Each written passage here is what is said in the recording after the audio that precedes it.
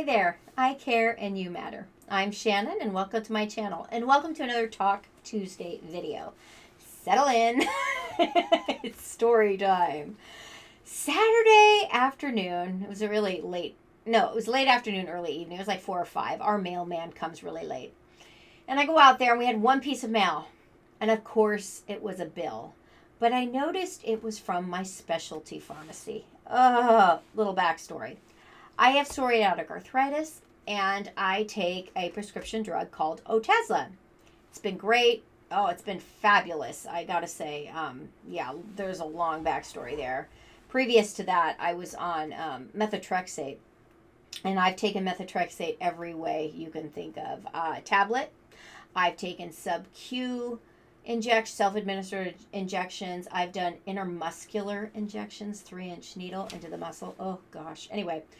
And while it made my labs pretty okay, kind of stabilized me, it made me feel sick all the time. It was just horrible. So Otezla has been life-changing, and I have been on it for, I think, going on 11 years now, which is phenomenal. But it ain't cheap. And so I think without insurance, it costs like a little over $8,000 a month. Right? Who can afford that? I can't, but fortunately, my rheumatologist is able to get a prior authorization done every 6 months, and so the insurance pays the vast majority of it. If you're wondering, oh, what about Enbro? What about Humira? What about Kineret? What about all these other ones? Yeah, been there, done that, tried all of those. Again, long story short, those all led to lesions on the right side of my brainstem. If you're on those medications, don't freak out. It's very, very rare to have neurological side effects, but ding, ding, ding, lucky me. Yeah, that's fun.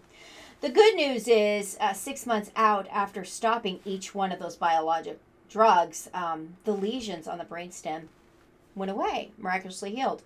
And so at that point, my doctor's like, okay, yeah, we're just not going to mess around with those biologics. You can't take them. And so that left me with methotrexate, which is if you're unfamiliar, it's a chemotherapy drug. And oh, not fun. Imagine taking that chronically. It's in a much, much smaller dose than traditional chemotherapy, but it's still enough to make you feel ill. So yeah, I was grateful to get this medication covered through prior authorization because there is no other alternative for me. But also Amgen, I think that's the name of the manufacturer of the medication, they offer a copay program, copay card, and if you have, insurance, private insurance, we have marketplace insurance. We pay out of pocket every month to have insurance, and so whatever copay is left after insurance is applied, which I think is about $100, the copay card from the prescription manufacturer kicks in and covers the rest of the copay. So it's a copay card, essentially, is what it is. It's almost like secondary insurance, but it's just for that prescription. So I'm supposed to have a zero copay, which is phenomenal. I'm grateful for that. What do you think what do you think this bill was? It was a bill for $100, and I guess in light of an $8,000 medication, it shouldn't be a big deal. $100 is a heck of a lot less than $8,000, but when you're not expecting it, it is a lot of money, especially when your budget is so tight it squeaks. And so I rush inside because I knew that the specialty pharmacy had hours on Saturday, but of course they were closed because they were Eastern. I think they're in the eastern part of the United States. Anyway, they were closed, and I'm thinking, okay, great. So I get to worry about this the rest of my Saturday, all of my Sunday, and I woke up early on Monday, and I call up, and I've got my Otezla copay card ready. I've got everything, right? I got my insurance card. I have the letter stating that my prior authorization was already approved just like a couple weeks ago. So I am on it, right? So the lady says, okay, just give me a moment while I check on the account. And she comes back and she goes, oh, you can just disregard the bill. And I'm like, okay, but why? Why did this happen? And she said, well, somebody forgot to push a button. I'm like, wait, are you kidding me? Are you kidding me? So I got this bill and I got to worry about it all of Saturday, all of Sunday, and, partially into Monday morning. I'm worrying about this bill all because somebody didn't push a button. Oh, yeah, and she laughs, and she goes, yeah, somebody just didn't push it through. Are you kidding me? Do your job. Do your job. oh, I was just so frustrated. And then I started beating myself up. I'm like, you know what, Shannon? Just be grateful. Just be grateful that you don't have to pay the $100. And so I sat with that gratitude for a little bit. And yes, I'm happy I didn't have to spend the $100, but I'm still mad. Do your job. I mean, if I don't do my job, there are ramifications. Oh, well, this just happened, so I'm kind of like, right? Okay, but then on another prescription subject, our son Mark has special needs. He's 19. He's an adult, but he has many, many special needs. He does not function as an adult and never will. But he has horrible, horrible acne. He has a metabolic condition and tons of other stuff. But he just has this really sticky sweat that it's crazy. Yeah, in fact, he can't even be barefoot in our home because it just ruins our carpet. That's how sticky his sweat is, and it's constant. So he has horrible acne. And so he has a prescription that he takes. He has to take, it's an antibiotic actually. He takes it in the morning, he takes it at night.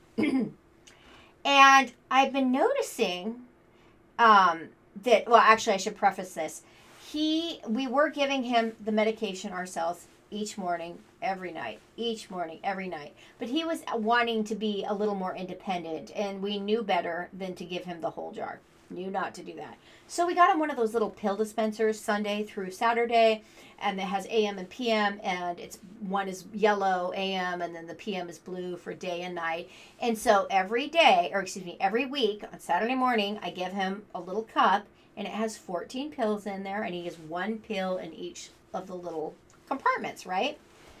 So everything's been right as rain for about a year, and he really likes that because it gives him some autonomy. It makes him feel like he's taking care of himself. And so it's a little less struggle for power. And we're finding that for his self-esteem, it's important that he have things that he can do to take care of himself because there's so much he can't do on his own.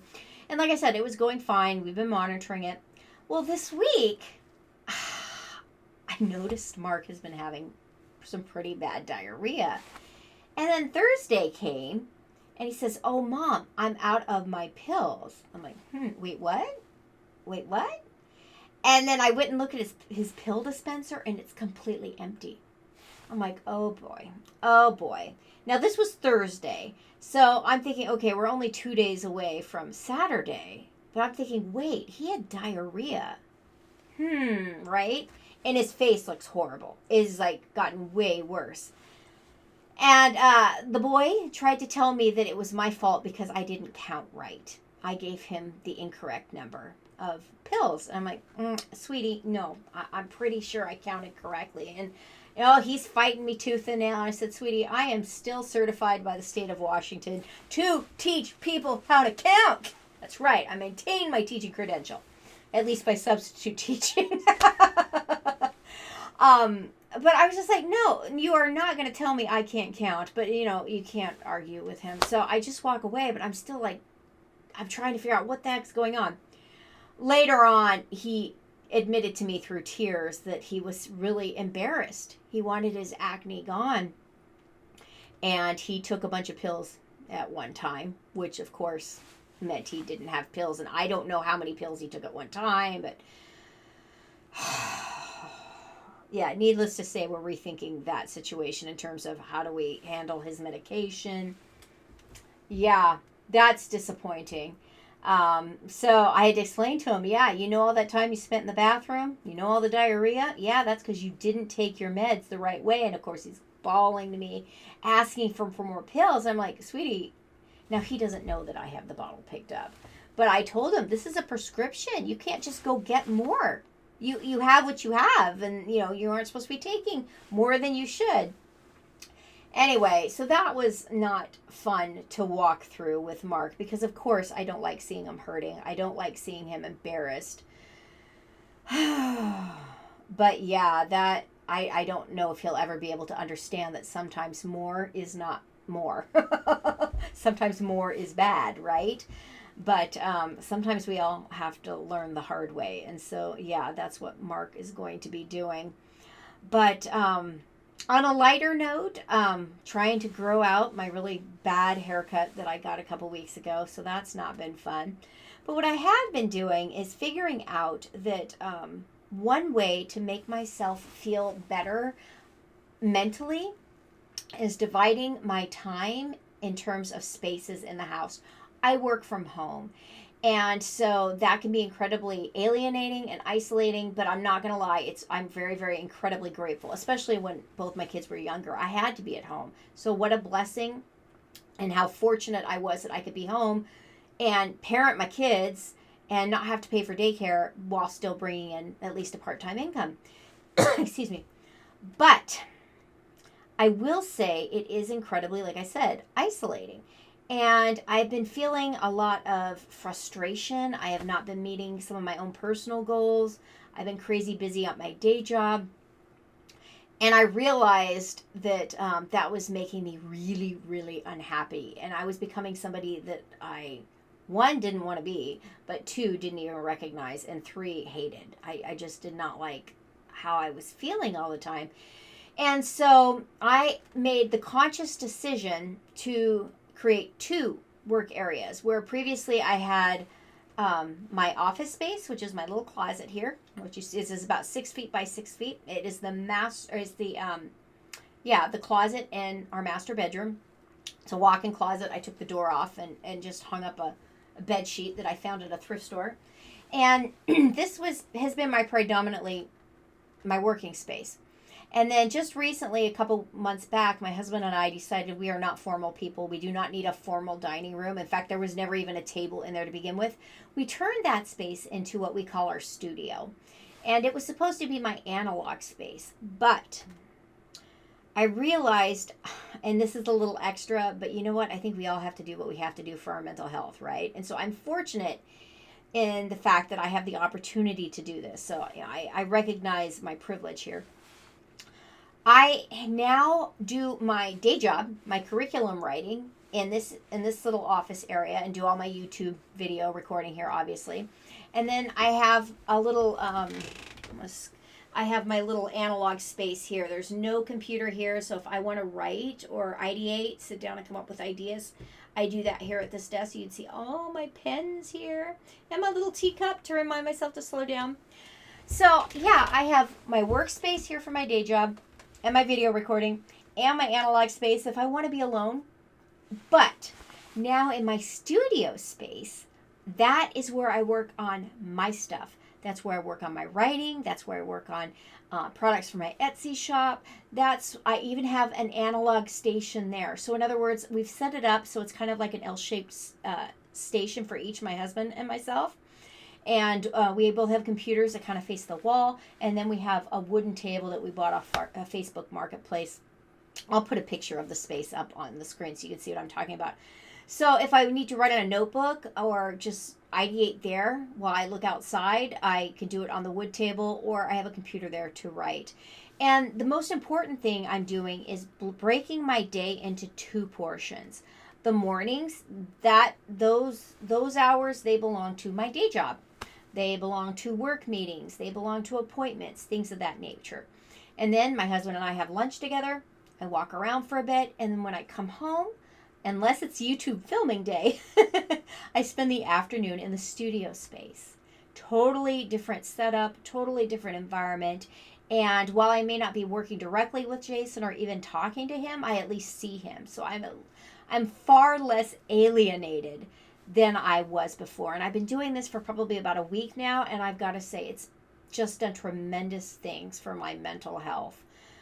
Because big surprise, big shocker, apparently being cornered up into a 6x6 space all by yourself all day is not the best for your mental health. Who would have thought?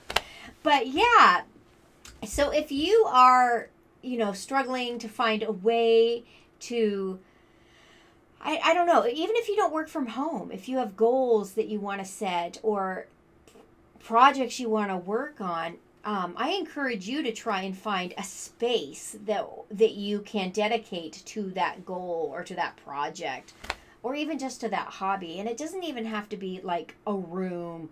It can be a chair. It can be a basket. It could be different lighting that you turn on to change a physical space, to just kind of cue your mind that, okay, we're switching gears now. We're doing something differently. And yeah, that has been tremendously helpful. And frankly, that change probably helped me deal with that $100 bill a lot better and Mark's screw up with the antibiotics a lot better. So, I'm going to leave this video here. If you've watched to this far, thank you so much for watching the whole video. Give me a thumbs up if you don't mind. I'm really working hard to get to a certain set of watch hours. I would love to monetize by the end of the year. It's one of my personal goals. It would just be so exciting to me. I've been working on this for quite some time. So, thank you so much for watching, and I hope you have a great rest of your week. Until next time, bye-bye.